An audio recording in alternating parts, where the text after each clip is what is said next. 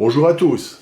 La peinture abstraite est-elle une porte ouverte vers la créativité ou bien est-elle simplement une espèce de jeu enfantin qui est une illusion et une véritable cacophonie? Réflexion pendant quelques minutes et puis vous pourrez vous-même apporter votre réflexion.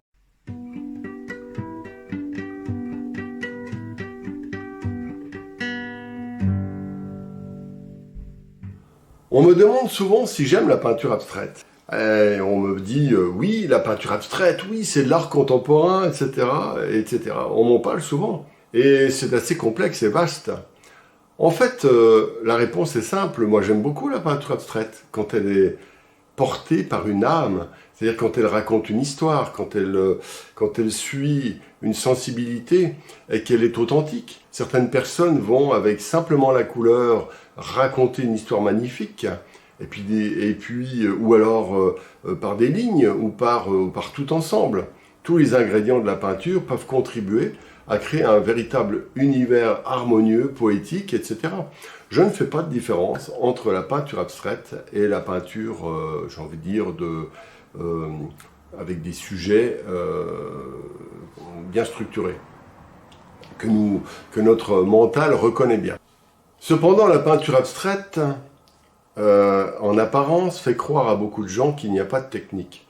Et ceux qui refusent la technique, lorsqu'ils pratiquent la peinture abstraite, sont rapidement confrontés à des non-sens, à des vides, en fait une espèce de vide sans intérêt.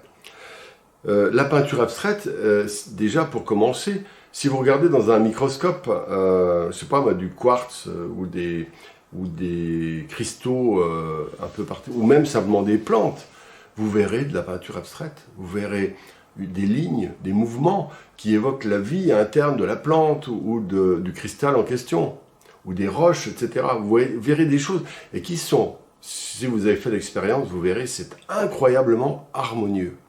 Pourquoi? Parce que toutes ces lignes, ces formes, ces couleurs sont révélatrices d'un processus de vie et de construction.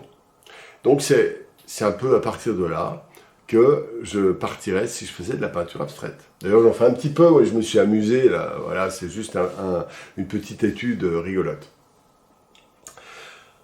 Donc en fait, je reviens à cette idée que la peinture abstraite peut très bien être, non pas une sorte de figuratif non identifié.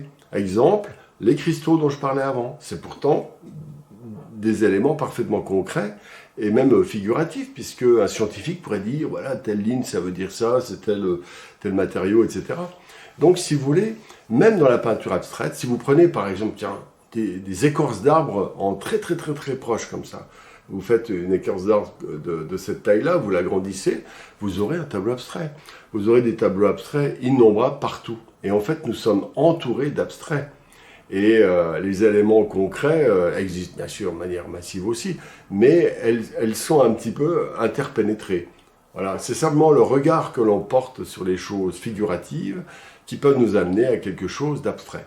Ça, c'est une manière générale, une réflexion générale. Alors techniquement, beaucoup de personnes se mettent à l'abstrait en disant j'ai la flemme d'étudier la perspective, j'ai la flemme. Si on disait voilà, par un coup de baguette magique, je te donne toutes les compétences en perspective, en couleur, pour faire un portrait, pour faire un paysage, etc. Et est-ce que les personnes qui font de l'abstrait diraient, si on leur donnait ce coup de baguette magique, oh non, ça m'intéresse pas, je veux rester à l'abstrait. Est-ce que c'est par paresse qu'on fait de l'abstrait? Et dans ce cas, quel type d'abstrait on fait? Ou est-ce que c'est par choix? Alors c'est ça la grande différence. Celui qui le fait par choix va automatiquement le faire parce qu'il trouve à l'intérieur de son âme la force et l'envie de réaliser de véritables exploits esthétiques, raconter des histoires et toucher les gens d'une autre manière. Évidemment, ça peut être pour les autres, mais ça peut être aussi pour soi-même. J'ai fait de temps en temps des tableaux abstraits, j'en fais pas énormément, mais j'ai beaucoup de plaisir à le faire. Et donc, c'est pas pareil quand on le fait parce qu'on n'a pas de technique, on se dit, oh, de toute façon, ça va marcher. C'est bien, bon, c'est joli, je fais des trucs et puis personne ne peut me juger puisque c'est de l'abstrait, c'est de l'art contemporain. Alors là, il y a aussi une grande erreur. L'art abstrait a très peu à voir avec l'art conceptuel contemporain, l'art contemporain et l'art conceptuel.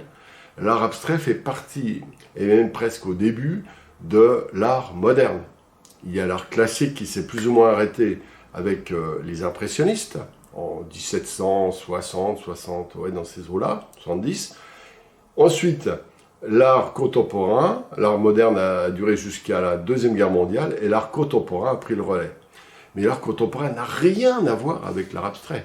Il peut y avoir de l'art abstrait dans l'art contemporain si cet art abstrait a comme source une démarche conceptuelle, c'est-à-dire des concepts. D'accord ? Par contre, l'art abstrait conçu par les peintres du début du XXe siècle, et les Kandinsky, etc., n'a rien à voir avec l'art contemporain. En fait, ça a démarré il y a plus d'un siècle, 120 ans. Donc en fait, c'est presque aussi loin que l'impressionniste. Peindre de la peinture abstraite à la manière de Kandinsky, c'est quasiment comme peindre de l'impressionniste à la manière de Van Gogh ou de Monet. Voilà pourquoi il y a d'abord une illusion. C'est une petite parenthèse. Alors, est-ce que je l'utilise à titre personnel? Eh bien, oui, bah voilà un exemple. Et ça, je vais essayer de développer, je vais m'amuser, je vais changer. Là, il y a des petits points, des petits traits, etc. Mais c'est tout un jeu. En fait, j'agis comme un acupuncteur. Je dis, oh, il manque de la couleur, là. Ah, il manque un trait, etc. C'est un jeu amusant parce que je cherche à trouver une cohérence à travers une harmonie, mais à partir d'autres choses que la figuration. Je ne me dis pas, l'œil n'est pas à sa place, ceci, cela. Je dis, je ressentirais bien une énergie, par exemple une énergie rouge, une énergie verte. J'aimerais bien un trait, un truc. Et en fait, quelque part, ça revient un petit peu au même que dessiner un œil quand on fait comme ça.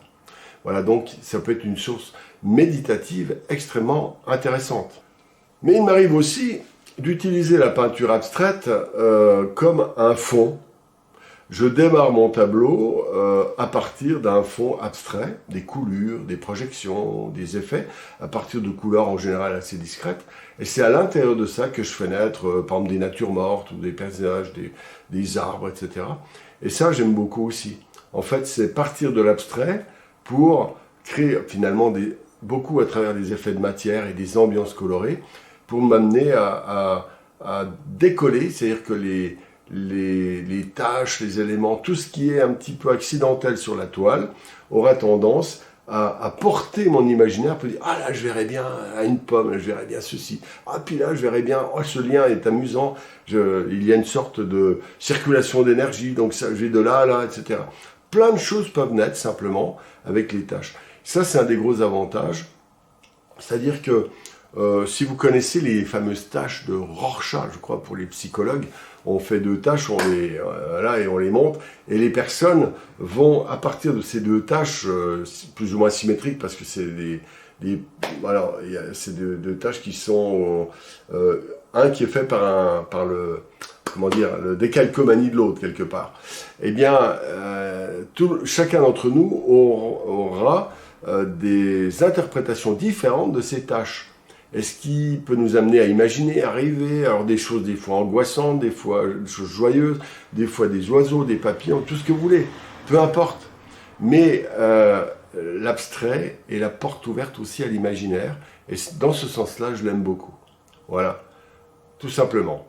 Eh bien, voilà ce que j'avais à dire sur l'abstrait. Alors, si vous avez apprécié cette remarque, eh bien, ou si vous la contestez, écrivez en dessous des commentaires, n'hésitez pas. Je ferai des commentaires moi-même par vidéo ensuite. Vous pouvez aussi, bien sûr, lever le pouce bleu, toute la panoplie, vous abonner. Surtout, abonnez-vous, bon sang. Voilà. Eh bien, je vous dis à bientôt et à la suite pour le live de vendredi. À bientôt.